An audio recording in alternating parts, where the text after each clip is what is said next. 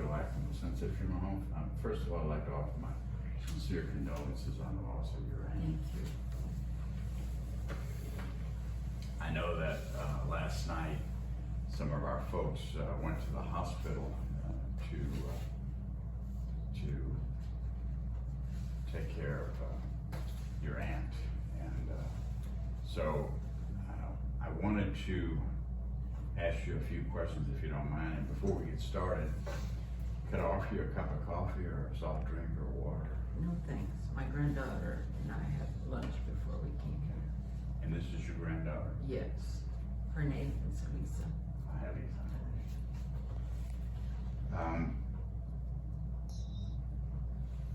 Ms. Jackson, do you have any questions for me before we go about what we're going to talk about today? Yes, some folks came to my aunt's hospital last night when she passed away.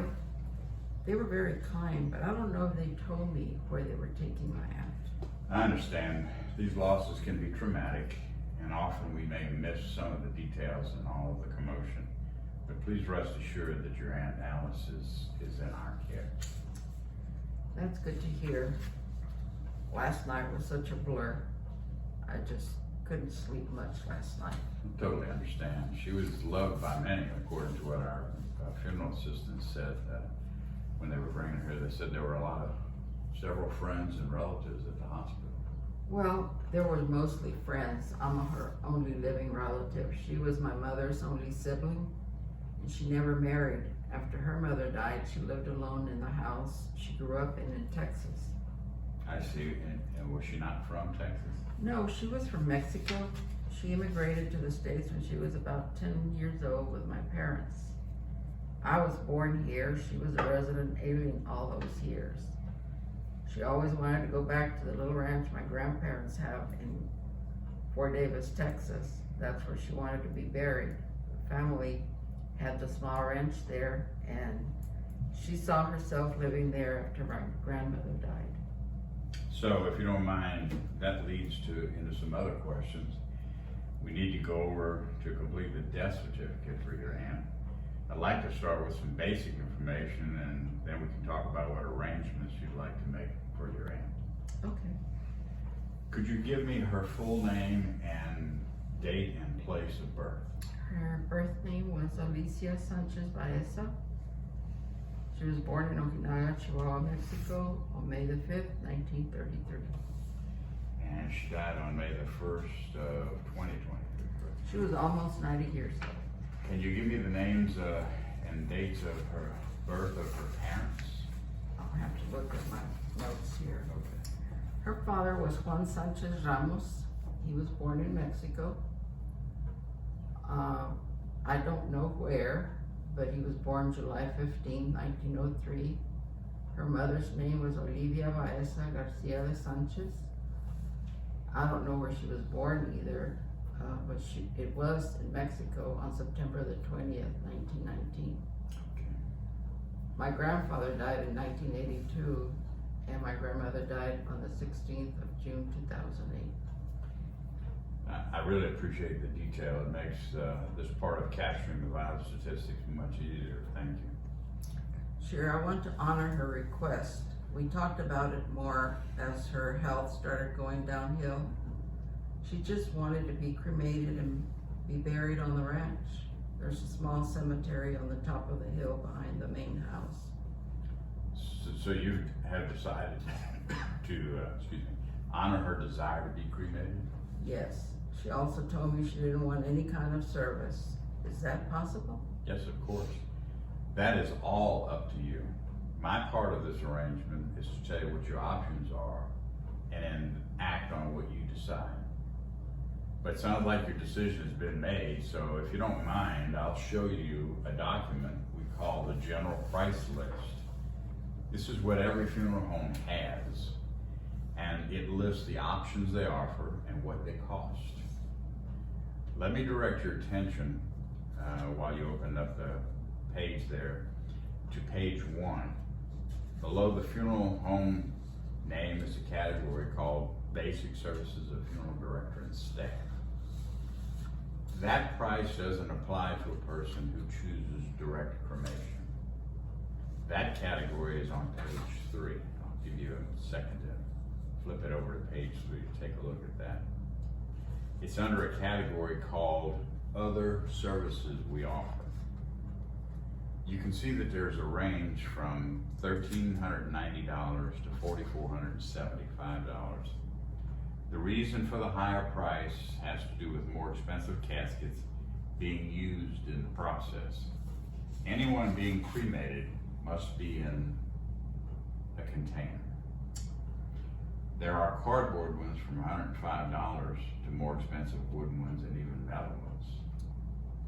I believe that I want the basic cardboard container. So what would be the cost? That would be the $1,390 plus a $105. It would be $1,495, $1,495. It says on the price list that extra days of refrigeration are $50 per day. How do I know how much that will be? Once you have made a decision about direct cremation, we no longer charge for refrigeration, because when your loved one is cremated, it's out of our hands and yours too. We own the crematory, but the waiting period, because of other folks to be cremated, is about 4 days. That really doesn't matter to me. Once she's cremated, my granddaughters and I will take her to the ranch. We can do that, can't we? Absolutely, yes you can. There are no restrictions. If the family owns the land, you can bury her there like she said she wanted. And what's next? Well, normally I have a list of questions I ask families, but you've eliminated the need for most of them with your decision, based on your aunt's wishes, of course, to have direct cremation. We were getting vital statistics when you told me about this, your decision, so I wonder if we could continue with that next. Sure. Do you know what her social security number is? Yes, I have her card here.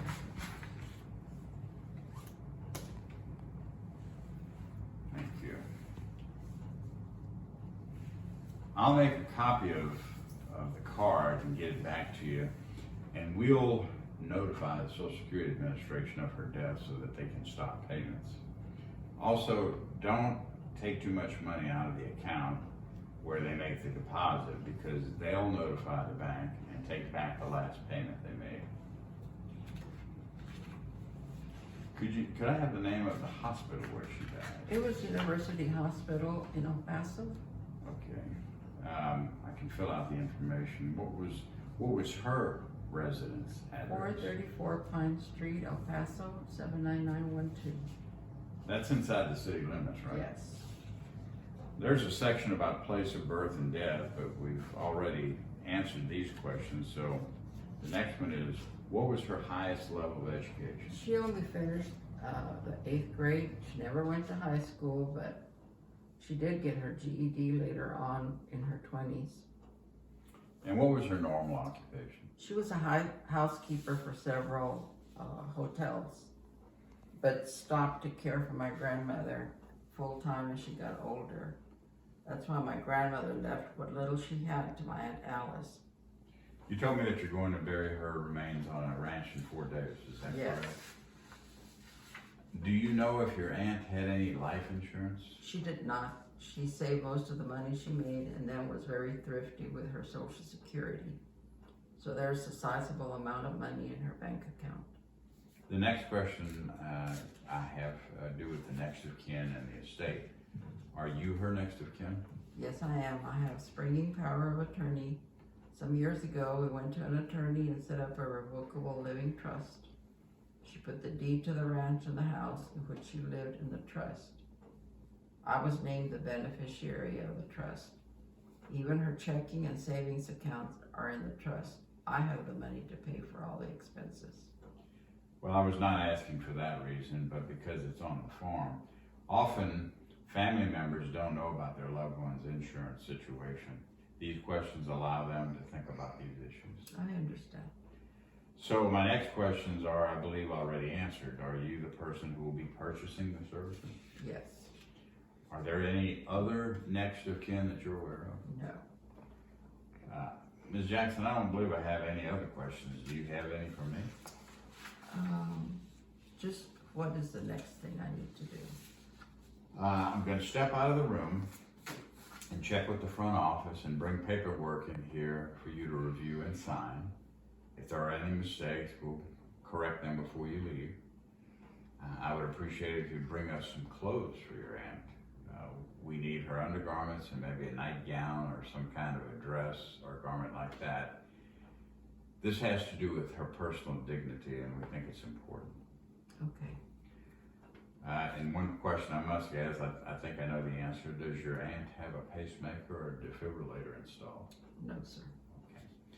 Thank you very much. I'm going to go to the front office and I'll be right back. Thank you.